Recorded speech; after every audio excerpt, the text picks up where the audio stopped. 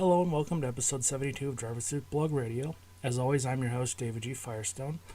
While I did have some plans for this week, I'm going to push them back because a few things happened this week that I need to discuss. So we're going to start with Formula One. Well, due to heavy flooding and rains from Storm Minerva, the Emilia-Romagna Grand Prix had to be canceled. Now, while on the surface this was the right move to make, it's not a good look for Formula One in the bigger picture. Why do I say that? Well, Formula One has an established history of pressing ahead with races, no matter how big of a risk holding said race might be. Why do I say that? Well, here are a few examples. 1994. After a severe injury of Rubens Barrichello and the death of Roland Ratzenberger, there were a lot of people, teams, drivers, etc., who felt that the 1994 San Marino Grand Prix should have been canceled. This proved itself to be pathetic when Ayrton Senna was fatally injured during that particular race. Fast forward to 2005, and due to a repaving of the track surface at Indianapolis and a rule not allowing tire changes during the race, 14 of the 20 drivers had to pull out of the U.S. Grand Prix. BAR, McLaren, Red Bull, Renault, Sauber, Toyota, and Williams were all supplied by Michelin, whose tires were simply not prepared for the new track surface. The other three teams, Ferrari, Jordan, Toyota, and Mirandi Cosgrove, were supplied by Michelin, which had acceptable tires for the race. This led to what could generously be considered a farce of a race. It's also been called one of the worst races in F1 history, and it's really hard to argue that point. This was such a disaster of a race, it killed off interest in F1 in America and led to the exit of Formula One from the U.S. market for almost an entire decade. 2014. Despite the track being almost unraceable due to Typhoon Fanfon, the 2004 Japanese Grand Prix was held. Now, due to the conditions, including bad visibility, standing water on the track, and other issues, the race pressed on, and there were several avoidable incidents, including the lap 43 crash of Jules Bianchi, who lost control of his Mariusa and hit a tractor which was pulling another car off the track. He lingered in a coma for 7 months and then passed away on July 17, 2015. Now, his death was not in vain, as it did lead to many safety improvements and a new focus on safety. With that said, it's a completely avoidable situation. There was no reason that he had to die. 2021.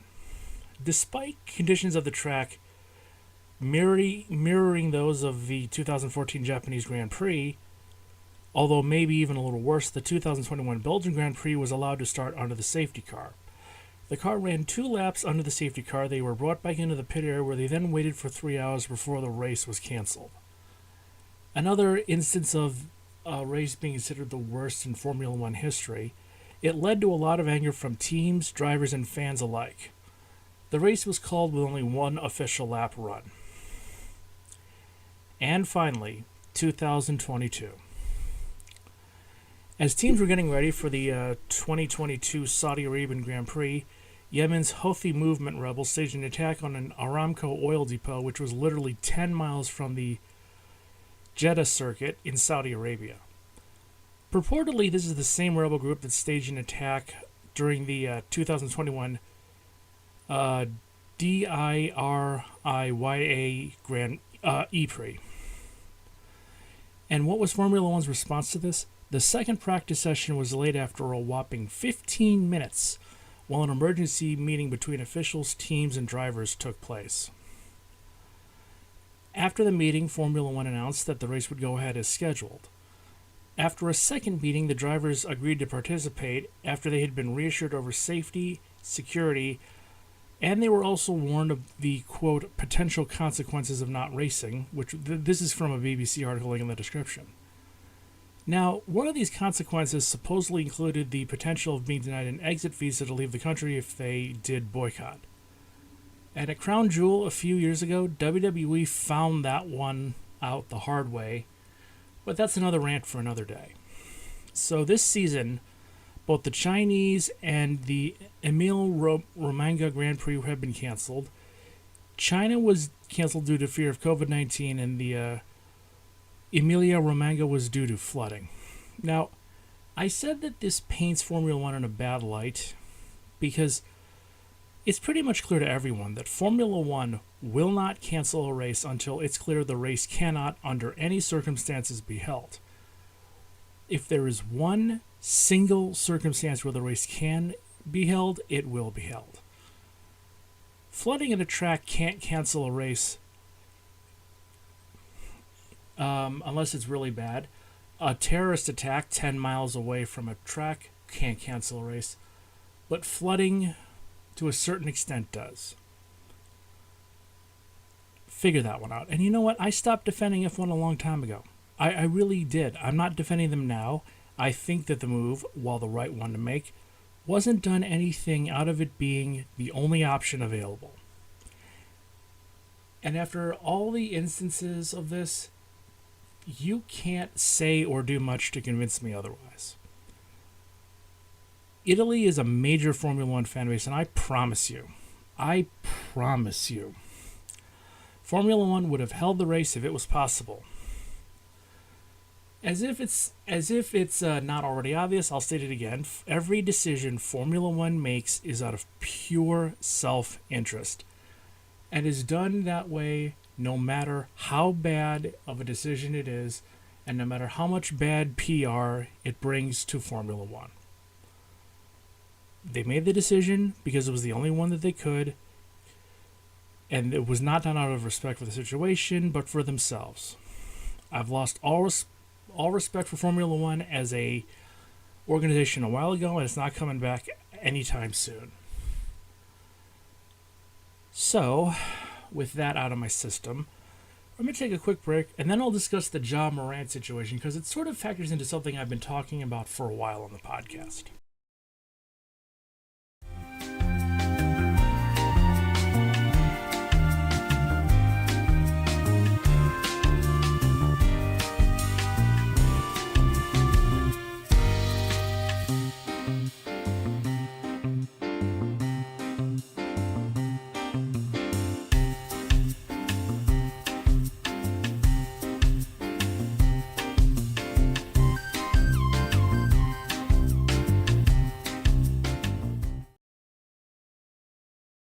Welcome back. I don't really talk about a current event of this nature, but this is a perfect example of something I've said on the podcast before. As I've said before, in life, some people are in the situation they're in through no fault of their own whatsoever. They're just going about their business, and then they get hit by a car, or get injured at work, or get cancer, or something else that wrecks their life through absolutely no fault of their own. Now, another group are people who are a disaster because of who they are. There are a lot of people who, intentionally or otherwise, wreck their own life, and you are your own worst enemy in life sometimes. NBA superstar Ja Morant is one such example. Now, Ja Morant, for those of you who don't know, is a two-time NBA All-Star, former Rookie of the Year, and a very talented basketball player who plays for the Memphis Grizzlies. But right now, nobody is talking about him as a basketball player, but because of the controversies that he has rapidly accumulated over the last few years. Now, Stephen A. Smith had a take on this that's very similar to mine that I didn't think about until I finished researching this. So I'm acknowledging that. But let's get over what happened in chronological order. Now, we start in September of 2022, where Ja Morant was involved in a lawsuit. In the words of Wikipedia, Morant and a 17-year-old were playing a pickup game of basketball at his house. Morant and the 17-year-old had reportedly engaged in a verbal altercation during the game, and the 17-year-old had, quote-unquote, accidentally hit Morant. Morant then punched the 17-year-old and knocked him to the ground, after which he struck him with an additional number of times. When responding officers questioned him, Morant claimed that he acted in self-defense, stating that the 17-year-old had threatened him immediately following the incident. A representative for the Shelby County District Attorney's District Attorney's Office said that there was not enough evidence to proceed with the case. Around the same time, it was also alleged that Morant was involved in an incident at a mall in Memphis. According to this report, Morant's mother was arguing with an employee at a finish line, and she called for John Morant for backup.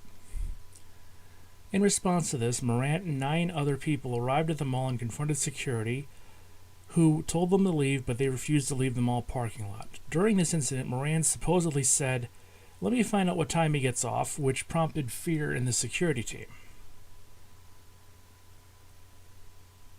Now, in 2023, his stock began to drop very rapidly. On July 29th, Morant was involved with an altercation between himself and members of the Indiana Pacers. This led to, amongst other issues, one of Morant's friends, Devontae Pack, being ejected and banned from the FedEx Forum for a year. This particular individual will be important, so keep him in the back of your mind. Later on during the same day, Morant was in an SUV when a red laser was pointed at the Pacers team bus, which was quickly interpreted as a gun threat. Now, while the NBA did investigate the situation, there was insufficient evidence that there was an actual threat that took place. Now, remember, something being canceled for insufficient evidence doesn't mean that it didn't happen. It's just there isn't enough evidence to proceed with an investigation. John Morant's downward spiral really began on March 4th. Early in the morning, Morant was at a nightclub in Colorado after a loss to the Denver Nuggets. Now, maybe this is just me, but if I'm an athlete and I've just played a game against an opponent, I wouldn't be going to clubs early in the morning. I'd be going home and sleeping, but that's just me.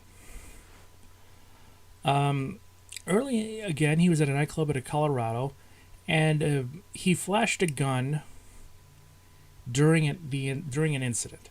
Let me repeat that. He flashed a gun in a nightclub in 2023. What made this even worse was that the whole incident was captured on Instagram Live. So unlike the other incidents, there was more than enough proof to demonstrate that this incident had taken place. Now, as a result, he was suspended by the NBA for 8 games, which he served. He also claimed he took time away from the NBA to focus on bettering himself. Now, this approach was applauded because it was, number one, I think it was a good way to handle it.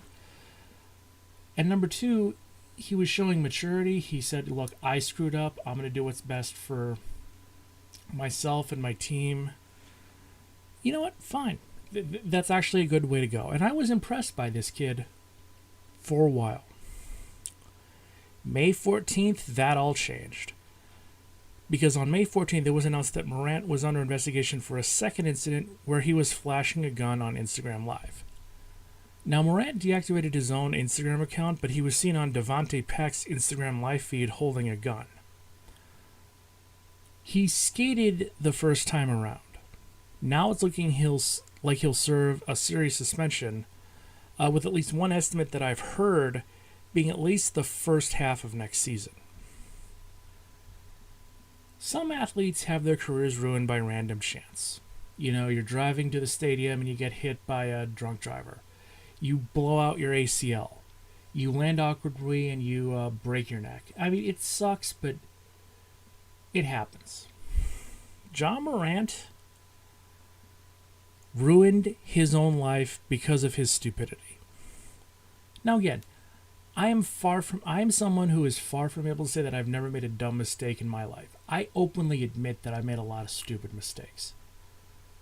But you know what the difference is? I try to learn and fix myself when I make these kinds of issues.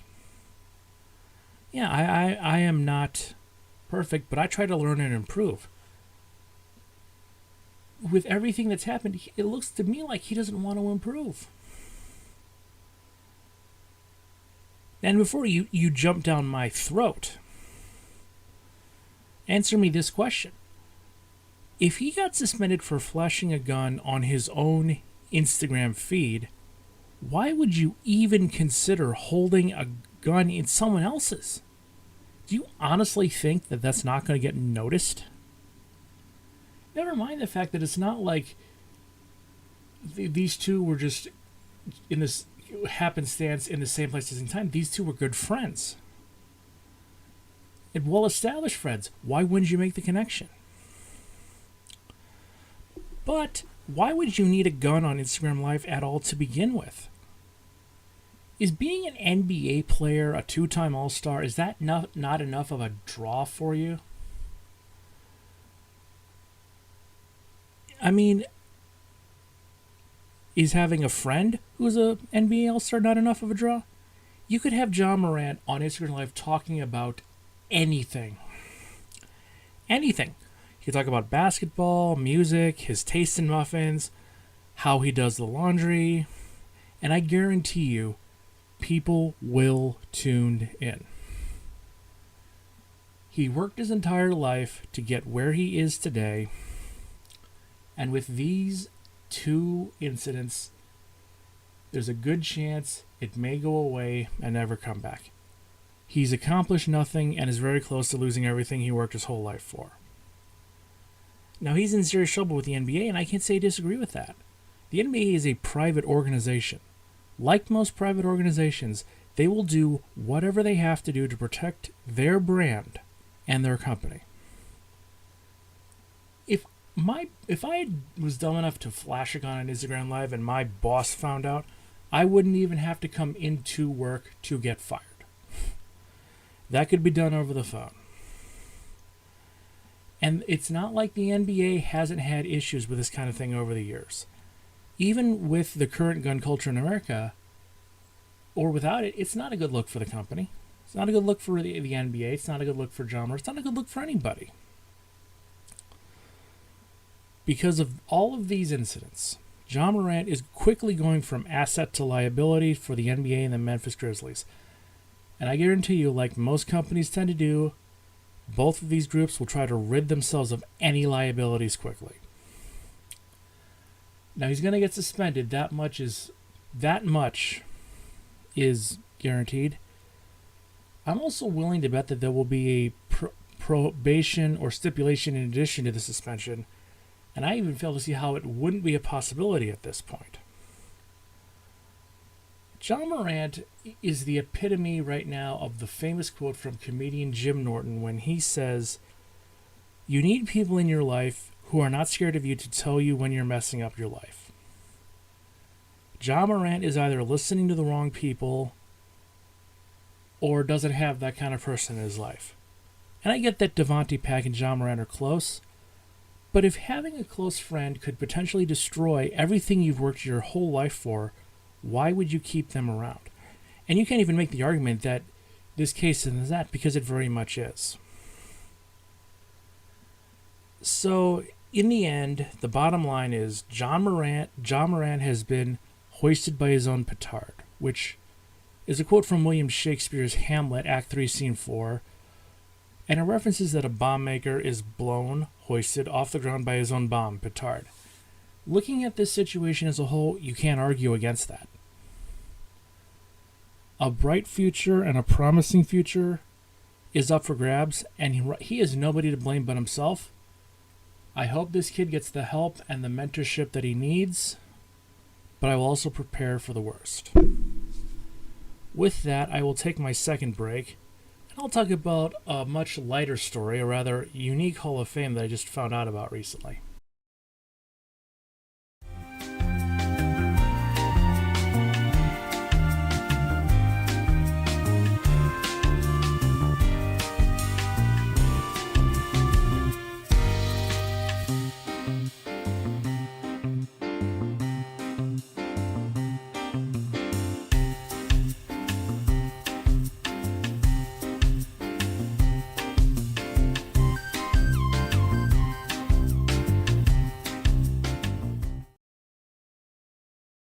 With that, I'm back for the final and quick little segment of the week because when I read this, I just knew I had to talk about this. I remember when Hall of Fames really meant something at one point, but in this day and age, there are so many different Hall of Fames. Many of them are for sports. Baseball is Cooperstown, pro football has Canton, The College Football Hall of Fame is in Atlanta. The College Basketball Hall of Fame is in Kansas City, so on and so forth. Now, there are also many other private, regional, state, county, and city Hall of Fames. Too many to list here. That also doesn't include specific ethnicities. I cannot talk tonight. But there are a lot of Hall of Fames. Now, music has some, theater has some, literature has a few, but in short, there are a lot of various Hall of Fames in existence. But what if I told you about the most random and obscure Hall of Fame that I just found out that currently exists? It's very little known outside of those who are inducted and very difficult to get into. But what if I told you it was also run by a brand known the world over? What if I told you this company changed the very fabric of the United States? Many of you would call me crazy, but it's true.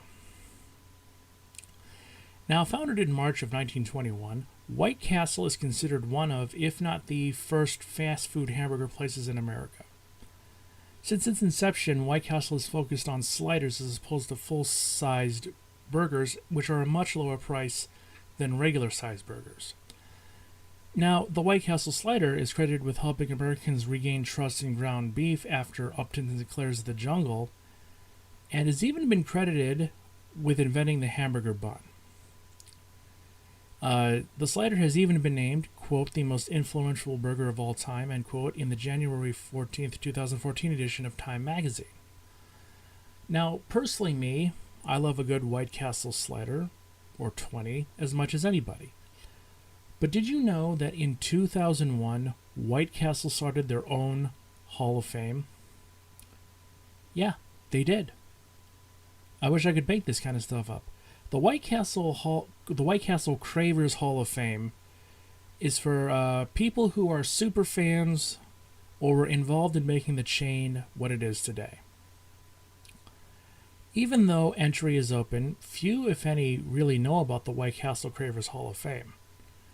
And interestingly, in looking this up, I wasn't able to find any information about what, if any, perks come with an induction. Do you get, like, free food as a member? Do you get discounts as a member? I mean, if those were possible, I would understand wanting in. And one particular estimate that I found was that there were 11,000 people applying and 11 got in.